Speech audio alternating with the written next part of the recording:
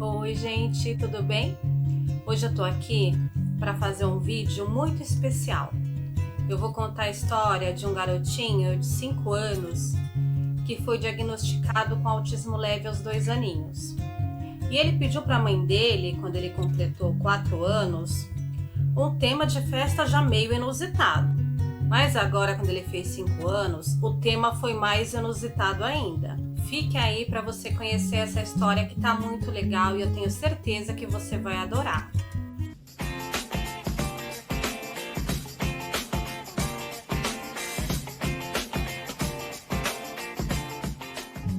Essa criança é filho de uma amiga minha que eu não vi há muito tempo e esses dias a gente se reencontrou. Quando ele fez 4 anos, ele pediu uma festa do catavento. Ela já ficou meio assim, né? Mas até então, o catavento é colorido, existe até tema de catavento. Mas esse ano, quando ele fez 5 aninhos, ele decidiu pedir a festa com o tema do ventilador. Porque ele adora ventilador, gosta de brincar com ventilador. Pediu para a avó fazer uma barraca para ele de lençol e o ventilador estava lá embaixo. E que reação maravilhosa dessa família. Claro que teve um estranhamento. Fez a festa de ventilador para ele. A avó é uma boleira de mão cheia. Fez esse bolo lindo em formato de ventilador. As lembrancinhas são de ventilador, tem ventilador na decoração. E vamos supor que essa festa fosse num lugar grande para mais de 50 pessoas. E ao chegarem nessa festa, ver uma decoração de ventilador, as pessoas poderiam ficar espantadas. A decoração do ventilador, muita gente não sabe dessa fascinação que algumas crianças autistas têm. Então, o que essa mãe poderia estar fazendo? Já no convite, coloca: estou convidando você para a festa do ventilador. Ela pode achar estranho, mas ela já vai saber que quando chegar nessa festa vai ter uma decoração do ventilador para comentar. Então não causa espanto nenhum. Porque a gente fala: a gente não tem que se importar com a opinião dos outros. Só que esses outros são as pessoas com que o nosso filho especial vai conviver. A mãe do dono da festa do ventilador sofreu muito. Ela entrou num processo de negação muito grande. Foi bem difícil, porque ele era uma criança muito agressiva, não admitia o toque. Tudo que ele ia fazer era de uma forma ritualística, que não podia sair daquilo. E o choque que ela teve causou um efeito contrário. Ao invés dela negar e se recolher junto com o filho, então ela disse que entregou o filho dela nas mãos de Deus e entregou na mão da ciência, na mão dos médicos, né?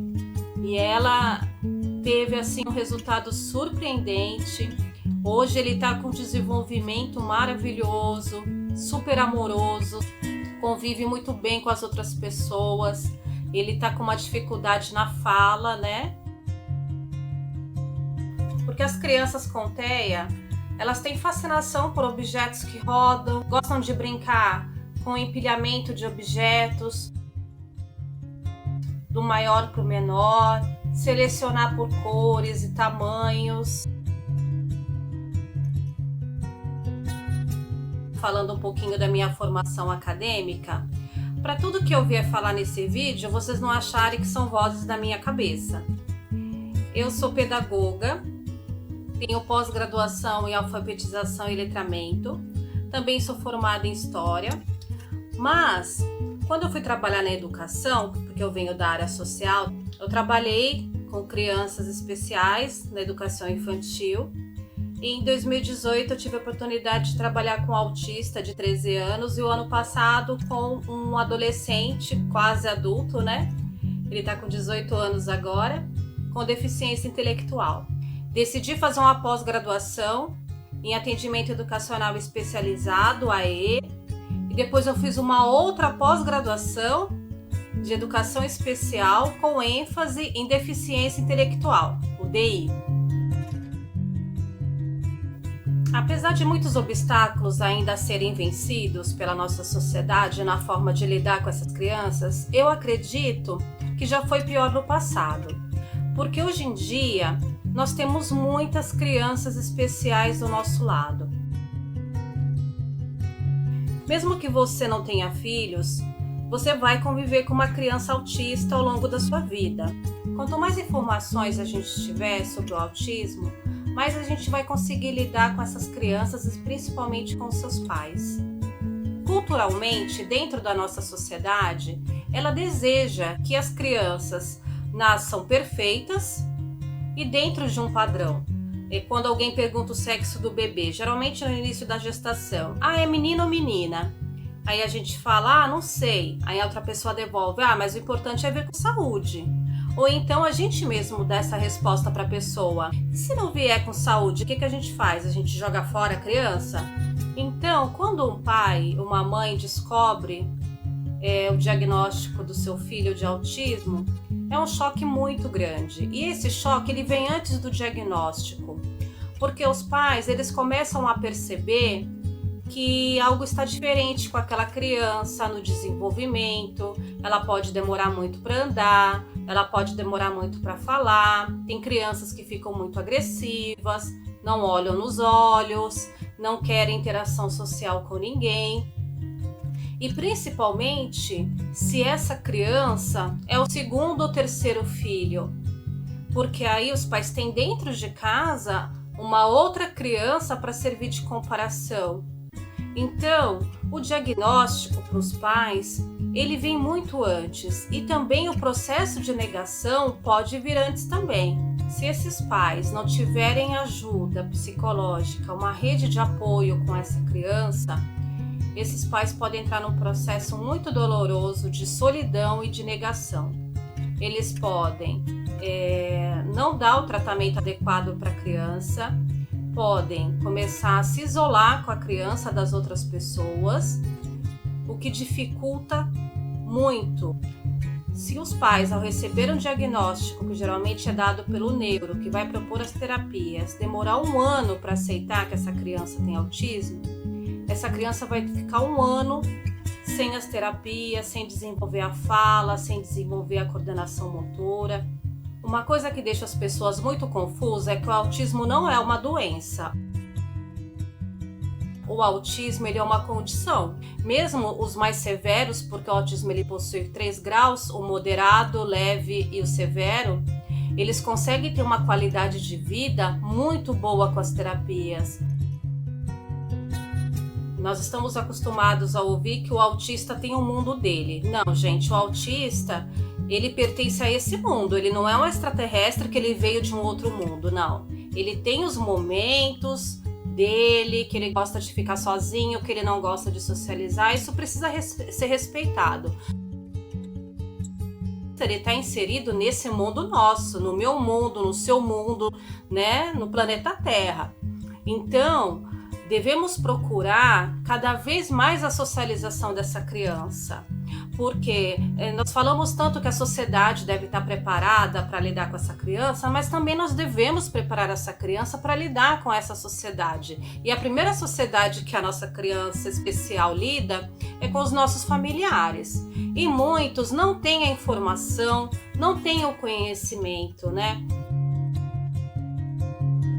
Geralmente as pessoas mais velhas que já teve filho e você é mãe de primeira viagem e tem a sogra, tem a cunhada, mas por que ele não anda? Mas o meu filho andava na sua idade, mas ele ainda usa fralda, mas ele ainda chupa chupeta. Então, gente, essas cobranças não é só porque a criança é autista, tá dentro da cultura de você fazer comparações. E isso é uma coisa normal, toda criança ela tem o seu tempo, independente de ter autismo ou qualquer outra deficiência. Ela vai precisar realmente de mais tempo, de mais paciência para conseguir se desenvolver.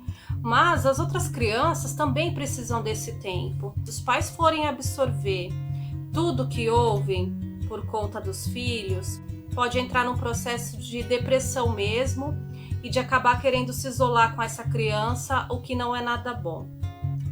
muitos pais de autistas severos, eles vivem um processo de solidão muito grande, porque o autista severo, às vezes, ele não tolera barulho, então ele não participa das festas dos amiguinhos.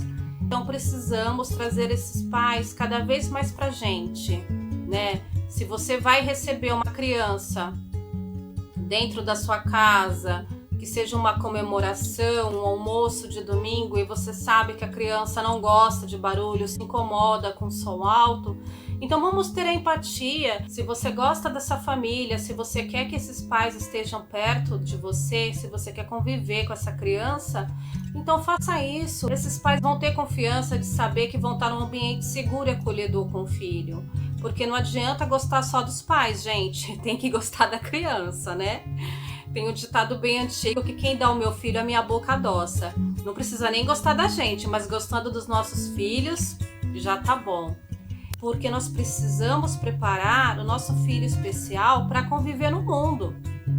A cobrança, o esforço é dos dois lados. E a aceitação primeiro vem da família. Se a família não aceita que a criança quer uma festa do ventilador, que gosta de ventilador, que gosta de brincar com determinados objetos que as outras crianças não curtem, como fazer com que as outras pessoas aceitem isso, se eu não aceito, eu como pai ou como mãe? Quantas vezes a gente encontrou alguma criança no mercado se jogando no chão, fazendo escândalo, e a gente olha para aquela mãe morrendo de vergonha e a gente pensa, né? Ai, se fosse meu filho, ai que mãe mole. Mas essa criança, ela pode ter autismo. O barulho do carrinho do supermercado, tec, tec, tec, tec, para ela pode ter um barulho ensurdecedor, porque o ouvido dela pode ser absoluto. A movimentação, se o supermercado estiver cheio, pode deixá-la muito irritada. Esses pais não tiveram com quem deixar essa criança para poder ir no mercado, então tiveram que levá-lo junto. Então, gente, devemos exercitar o nosso olhar. A criança, para mim, ela é a manifestação de Deus. Uma criança autista, ela é 100% pura. Então ela não tem aquela questão da perversidade infantil, criança com deficiência intelectual, uma criança com autismo, até nos seus momentos de crise, nos seus momentos de agressividade, não é porque ela quer. Por isso que se chama TEA, né? Transtorno do espectro autista. Você não consegue falar que uma criança é autista porque ela não fala, ou porque ela gosta do ventilador, ou porque ela está demorando para andar, ou porque ela é agressiva. São vários e vários e vários e vários e vários conjuntos de coisas que fazem com que dê um diagnóstico. Gostaria também de explicar por que a cor do autismo é azul, por conta de que a incidência de autismo ela se dá mais em meninos. Bom, é isso que eu queria dividir com vocês, porque eu achei uma história muito linda, um exemplo muito significativo. Eu fiquei muito emocionada de conversar com essa mãezinha e eu queria compartilhar isso com vocês e que vocês compartilhem com outras pessoas, porque muitos pais precisam de um exemplo como esse para poder pensar se ele pode ter uma festa do ventilador, se ele pode ter uma festa da máquina de lavar roupa. O meu filho também pode e não tem problema, é criança, é tudo puro, é tudo ingênuo, né? E as crianças merecem ser respeitadas nas suas individualidades, merecem ser respeitadas no momento que querem ficar sozinhas, no momento que não querem dar beijo, no momento que não querem dar abraço. A criança ela precisa de respeito. Fique com Deus e tenha uma semana abençoada.